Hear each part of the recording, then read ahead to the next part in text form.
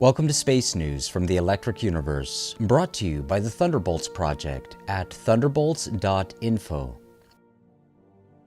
On this series, we have recently presented reports that challenge some of the bedrock beliefs about the history of our planet, our solar system, and the universe as a whole.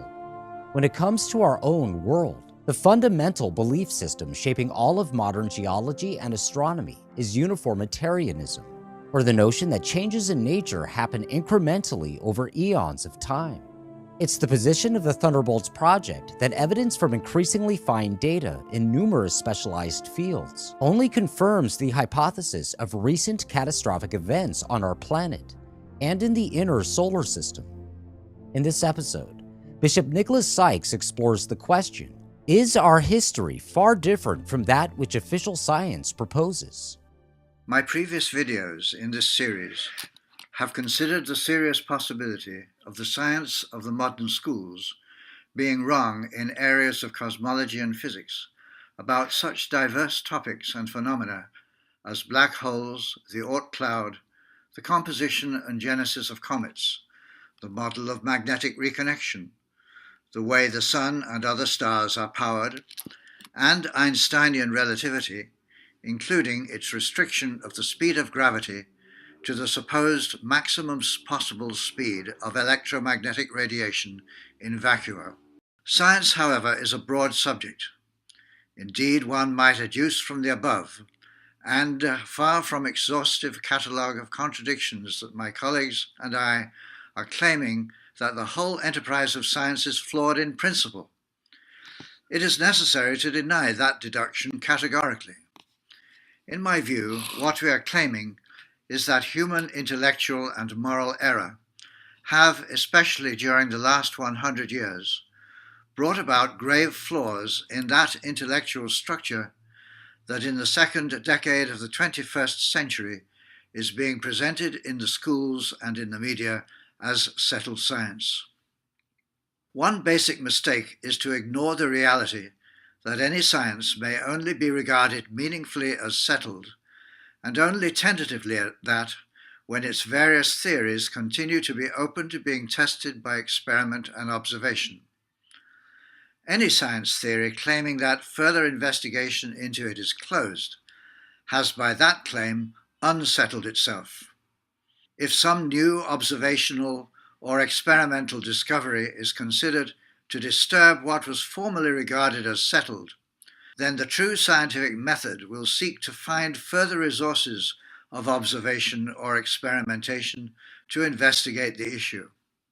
Too often one perceives those in their settled science castles pulling up the drawbridges as if new observations, experiments, and science models must be science's enemies, rather than having the possibilities of bringing health and renewal to the great structure of science and science education that our generation is called to bequeath to the future. One of the most long-standing such settled science castles is that model of the Earth's history that may be referred to as Lyellian Uniformitarianism. Charles Lyell, 1797 to 1875, who preceded Charles Darwin, 1809 to 1882, and upon whose thought Darwin came to draw, accepting, one supposes, the Newtonian impression of a solar system that had run like clockwork for all of history, laid down the view that whatever past changes had ever been brought about in nature would have been essentially no different than what was observable in the present. And it seemed obvious that in the present time, natural changes were slow.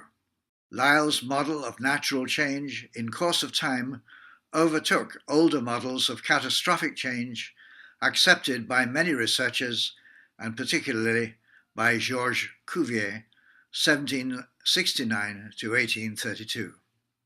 In more recent times, models of punctuated evolution have been proposed by Stephen Jay Gould and others, but the conditions driving such punctuation are still assumed to have occurred only in periods of time before humans existed.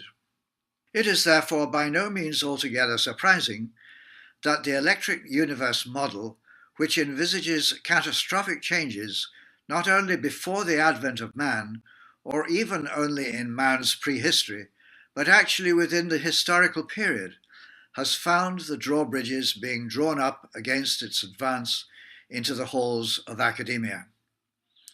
Catastrophe that is long ago and far away is one thing, but the possibility of catastrophe within human history is quite another. Once we accept that, who knows what the geological clock might begin to reveal about our own history, or indeed suggest about the future. Notwithstanding all this, the model of Lyellian Uniformitarianism, if we are prepared to be scientific about the matter, should, in the name of science, be subjected to fresh scrutiny. Might not the EU model, which does encompass recent catastrophic change, be a means of renewing the science of our current geological and evolutionary outlook?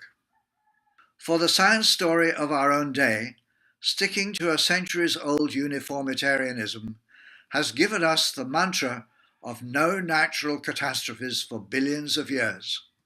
The electric universe account, on the other hand, tells that such catastrophes must have occurred even within the lifespan of humanity.